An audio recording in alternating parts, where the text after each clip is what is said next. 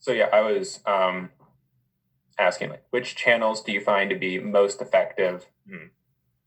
And what types of activity on those channels? Like if you're talking about Instagram, is it post? Is it stories?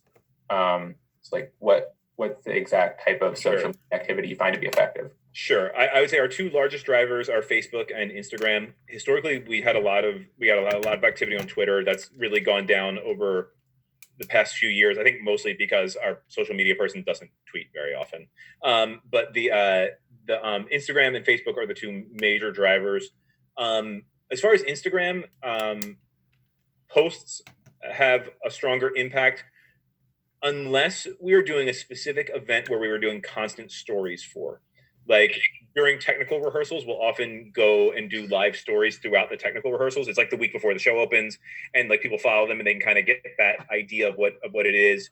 Or we'll do like hey, we're going live on the story to do a backstage with blank during the run of this performance. So you're seeing them backstage as they get ready to go on stage, and you're seeing them come right off stage. Stuff like that gets some decent traction, but mostly posts, information posts, photos, press photos, little video. Like we did a little video release today about making connections, and like how are you staying connected in this time of the quarantine, which has varying things of people being super, super serious and honest and earnest, and me talking to aliens, right? It's just crazy. It's about trying, and that's, it's a little 5-minute video, but it's gotten, some decent feedback today. And same thing with Facebook. It's, posts get a lot. And then also reposts do really well for us. People like, we post something, somebody posts it, it picks up from there. When we do a nice, you'll see the volume up there. And then our big thing that gets a lot of traction for us are the trailers that we release for shows or before they come out. Usually in the days leading right up before a show, we'll release some sort of video trailer for it. And those drive a lot of attention. And if it's a cool and dynamic trailer about something cool, you get a lot of, we'll get a lot off of that. Good. That's helpful. All right, let's do one more question. Who has a question that hasn't had one yet?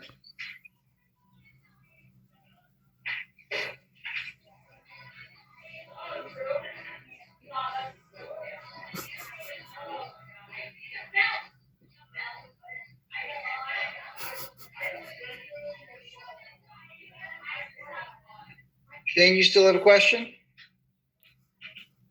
Yes. So, you said your next show is going to be majority online for coronavirus. Mm-hmm. Do you see your company marketing more towards a wider variety, or do you still want to stick to marketing towards people within the Baltimore? So this show will definitely be marketed, hopefully larger than that. We recently did a virtual cabaret a few weeks ago, and we had, for a 1 night, 1 hour show, I think we had 250 people watching from all over the country, from all different places all over the country. Plus more who bought it at a later date. Because you don't have to be in Baltimore to watch this show.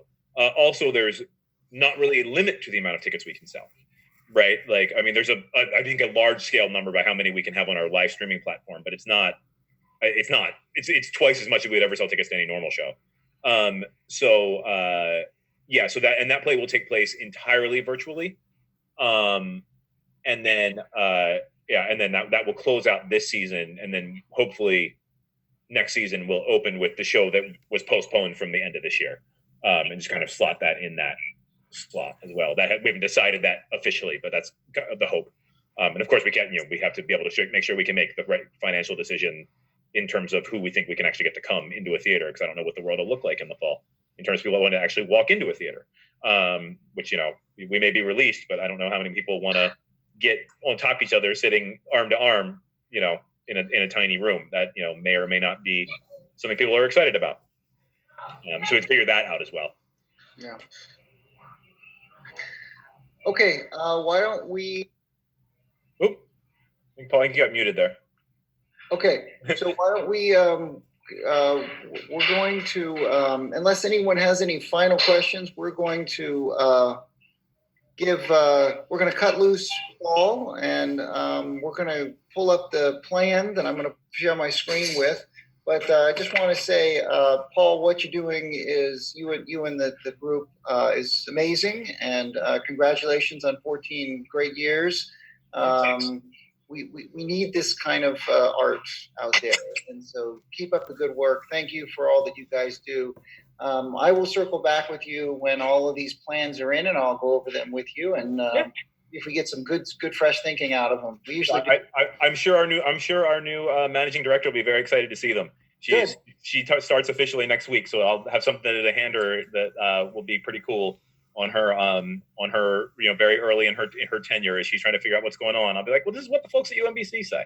So so that'll be very exciting. And thanks everybody. And again, we'd love to have you check us out at any point. And if anybody, especially anybody who's particularly interested in theater, my email's on that thing. And if you have any questions about theater or anything involved with that, I can't go make it right now until they let me out of the house. So I'm happy to talk to anybody about it. So just feel free to reach out.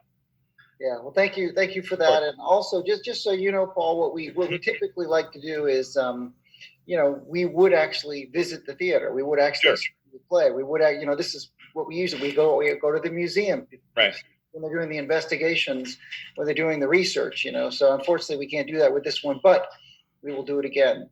If during, this show about the YouTube breakup may go live before the semester ends. It really depends on when we're allowed to go in the house. So if it does, I'll shoot you the information. Okay. Okay. Good night, cool. Paul. Thank you so much. Have a great night, everybody. Thanks again. Thank you. Bye-bye. Thank you. Thanks. All right, guys. Thank